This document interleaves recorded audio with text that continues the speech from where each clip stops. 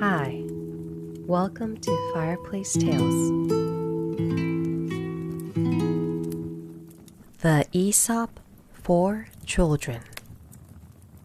Hercules and the Wagoner. A farmer was driving his wagon along a miry country road after a heavy rain.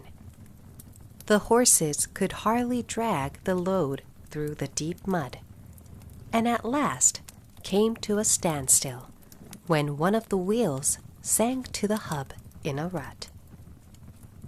The farmer climbed down from his seat and stood beside the wagon looking at it, but without making the least effort to get it out of the rut. All he did was to curse his bad luck and call loudly on Hercules to come to his aid. Then, it is said, Hercules really did appear, saying, "Put your shoulder to the wheel, man, and urge on your horses. Do you think you can move the wagon by simply looking at it and whining about it? Hercules will not help unless you make some effort to help yourself." And when the farmer put his shoulder to the wheel and urged on the horses, the wagon moved very readily, and soon the farmer was riding along in great content and with a good lesson learned. Self-help is the best help. Heaven helps those who help themselves.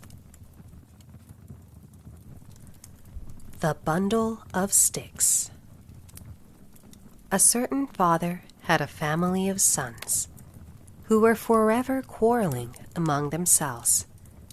No words he could say did the least good, so he cast about in his mind for some very striking example that should make them see that discord would lead them to misfortune.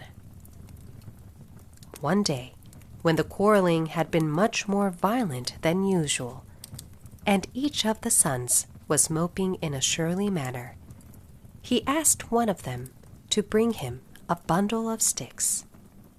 Then handing the bundle to each of his sons in turn, he told them to try to break it. But although each one tried his best, none was able to do so.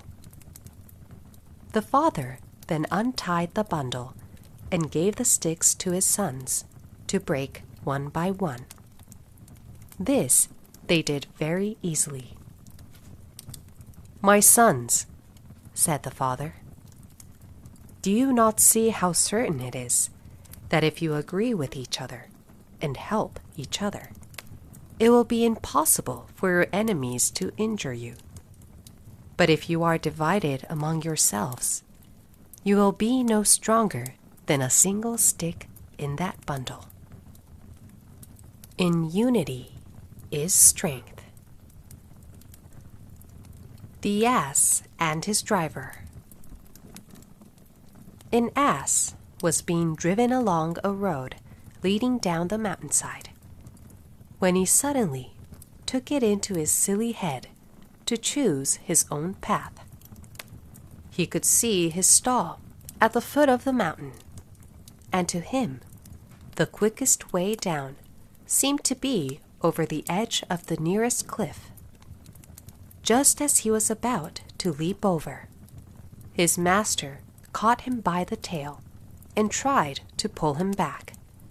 But the stubborn ass would not yield and pulled with all his might. "Very well," said his master. "Go your way, you willful beast, and see where it leads you." With that he let go, and the foolish ass tumbled head over heels down the mountainside. They who will not listen to reason, but stubbornly go their own way against the friendly advice of those who are wiser than they, are on the road to misfortune. The Gnat and the Bull. A gnat flew over the meadow with much buzzing for so small a creature, and settled on the tip of one of the horns of a bull. After he had rested a short time, he made ready to fly away. But before he left, he begged the bull's pardon for having used his horn for a resting place. "You must be very glad to have me go now," he said. "It's all the same to me," replied the bull. "I did not even know you were there." We are often of greater importance in our own eyes than in the eyes of our neighbor. The smaller the mind, the greater the conceit. The Travelers and the Purse. 2 men were traveling in company along the road when one of them picked up a well-filled purse.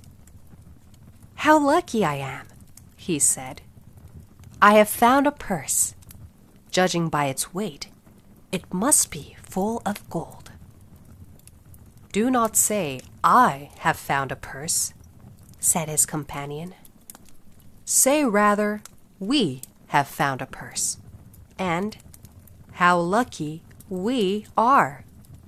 Travelers out to share alike the fortunes or misfortunes of the road." "No, no," replied the other angrily. "I found it, and I am going to keep it." Just then they heard a shout of, "Stop, thief!" and looking around, saw a mob of people armed with clubs coming down the road. The man who had found the purse fell into a panic. "We are lost if they find the purse on us," he cried.